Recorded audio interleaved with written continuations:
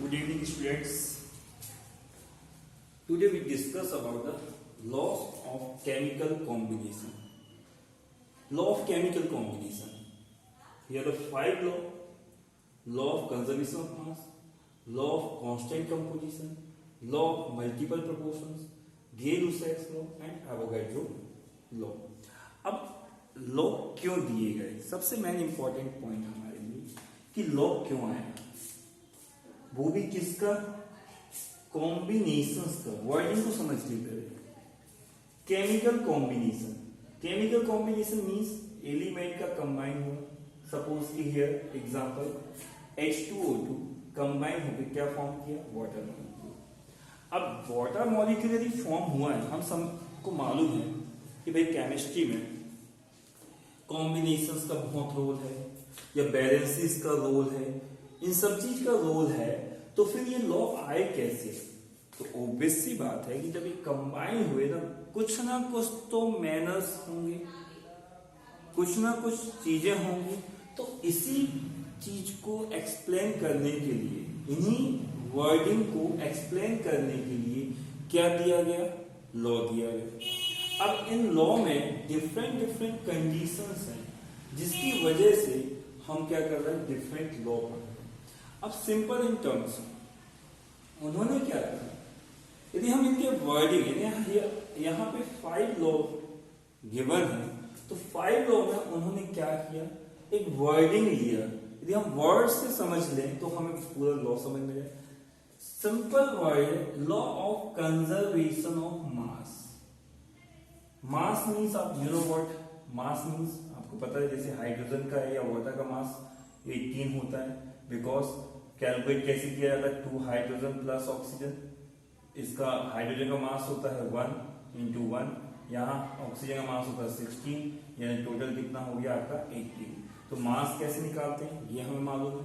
तो conservation of मास ये law हमने 9th में पढ़ा था, लॉ ऑफ कंजर्वेशन ऑफ। तो वहां पे हमने पढ़ा था neither be create nor be destroy. But यहाँ पे हम पढ़ रहे हैं कि mass of the reactant is equal to the mass of the product. That's why 10th class में हमने इक्वेशन को बैलेंस किया था। इस लॉ के बेस पे या इस लॉ को कंप्लीट करने के लिए हमने 10th क्लास के फर्स्ट चैप्टर में हमने क्या किया था? इक्वेशन को बैलेंस किया था। अब इक्वेशन को बैलेंस जब किया था, क्यों किया था? क्योंकि मासेस को इक्वल दिखाना था। जैसे for example here in case यदि हम इसको बैलेंस नहीं करते तो इसका मास 2 होता है, इसका मास 32 आ जाएगा क्योंकि 16, तो कितना आ रहा? 34, और इसका मास कितना आएगा? 18 ही आएगा। तो अभी ये किसको फॉलो नहीं कर रहा है? लॉ ऑफ कंजर्वेशन ऑफ मास को। तो यहां पे हमने क्या किया? बैलेंस किया इसको। तो यहाँ पे मास कितना हो गया? इसका 4 हो गया। ये कन्वर्ट हो गया कितना? 36 पे। ये 18 है, 2 का मल्टीप्लाई हुआ तो ये कितना आ गया? 36। यानी law of conservation of mass means simple in terms कि mass of the reactant is equal to the mass of the product. तो ये क्या है जाएगा हमारा? Law of conservation of mass. Law of conservation of mass clear हो गया? इतना है। इसको लेके न्यूमेरिकल्स सॉल्व होंगे, तो नेक्स्ट वीडियो में हम इसके न्यूमेरिकल्स देखेंगे। अब law of constant composition. Constant का मीन्स है you know that word constant composition. Constant composition का मीनिंग है कि सपोज कि हमें CO2 फॉर्म करना है। क्या हमें फॉर्म करना है? CO2। अब उन्होंने कहा कि CO2 यदि आपको बनाना है तो आप किसी भी मेथड के थ्रू बना सकते हैं। यदि आप कार्बन प्लस ऑक्सीजन का कॉम्बिनेशन कराएं तो CO2 फॉर्म होगा। तो इन अदर मेथड सपोज कि कैल्शियम कार्बोनेट को हमने हीट किया तो हमें मालूम है कि CO2 फॉर्म होता है और कैल्शियम ऑक्साइड, अपने 10th में भी इक्वेशंस पढ़ा था। तो क्या होगा कि कांस्टेंट कंपोजिशन का मीनिंग है, लॉ ऑफ कांस्टेंट कंपोजिशन का मतलब है कि anything will obtain in the different process but their composition will remain same। मतलब ये हुआ कि आप इसको CO2 को बनाने के लिए आप कार्बन और ऑक्सीजन डायरेक्ट बनाएंगे तो भी कार्बन 1 होगा और ऑक्सीजन 2 होगा। कैल्शियम कार्बोनेट को हीट करेंगे तब भी कार्बन 1 होगा, ऑक्सीजन 2 होगा। तो चेंज क्या हुआ, यानी इसका मास, कार्बन का मास एक सिंपल रेशियो में रिप्रेजेंट करेगा। कार्बन का मास 12 है, ऑक्सीजन का मास 32, यानी सिंपल रेशियो में डिवाइड करें इसको तो क्या होगा, 4 से डिवाइड हो सकता है तो क्या हो जाएगा 3:8, 3:8 आएगा। क्या आ रहा है यहाँ पे 3:8, यानी कि जब भी हम CO2 का फॉर्मेशन करवाना चाहेंगे तो ये क्या करेगा 3:8 में कंबाइन होगा। यानी आपके पास कम होंगे तो कंबाइन नहीं होगा, इससे ज्यादा होंगे तो उसका रेशियो सिर्फ क्या लेगा, वो 3:8। यानी यदि हमें कार्बन डाइऑक्साइड फॉर्म करना है तो वो रेशियो क्या आएगा 3:8 का ही आएगा। तो that is a law of constant composition. Now that third है मल्टीपल प्रपोर्शंस। अब मल्टीपल प्रपोर्शन आपको मालूम है कि जैसे केमिस्ट्री में एक्सेप्शनल चीजें होती हैं। कैसे एक्सेप्शनल चीज, हमें मालूम है कि नाइट्रोजन और ऑक्सीजन को हम रिएक्ट करवाएं, N2 और O2 को रिएक्ट करवाएं तो ओरिजिनल फॉर्मूला क्या फॉर्म होगा हमारा, N2O3 फॉर्म होगा। लेकिन इसके अदर में भी ये क्या करता है, NO भी फॉर्म करता है, इसके अदर में N2O भी फॉर्म करता है, इसके अदर में NO2 भी फॉर्म करता है। इस टाइप से क्या होता है, ये एक्सेप्शनल केसेस होते हैं या एक स्पेसिफिक केसेस होते हैं। तो यहां पे मल्टीपल प्रपोर्शंस का मीनिंग क्या है कि when two element are produce more than one product, तो their masses of any one element are remains constant and the other element are in a multiple ratio। जैसे फॉर एग्जाम्पल ये हमने बनाया, suppose हम यहाँ पे मास निकालते हैं, इसका क्या निकाल रहे हैं, N2O3, nitrogen 14 ratio 48, NO that means 14:16, N2O suppose ये है हमारे पास तो ये हो जाएगा आपका 28:16। सपोज हमारे पास NO2 है तो ये क्या हो जाएगा, रेशियो किस फॉर्म में आएगा 14:32।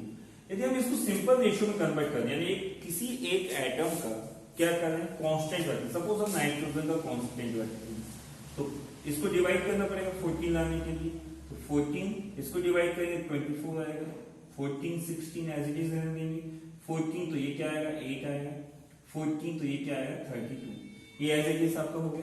तो आपको दिख रहा है कि मल्टीपल रेशियो में एक तो कांस्टेंट हो गया, नाइट्रोजन क्या हो गया आपका कांस्टेंट, ऑक्सीजन आपका क्या हो रहा है मल्टीपल रेशियो में, कैसे 8:16:24:32, यानी कि यदि हम रेशियो 1:2:3:4 यानी ये सिंपल रेशियो में एक्सप्रेस कर रहा तो that is called a law of multiple proportions. इसको क्या बोला जाएगा, लॉ ऑफ मल्टीपल प्रपोर्शंस।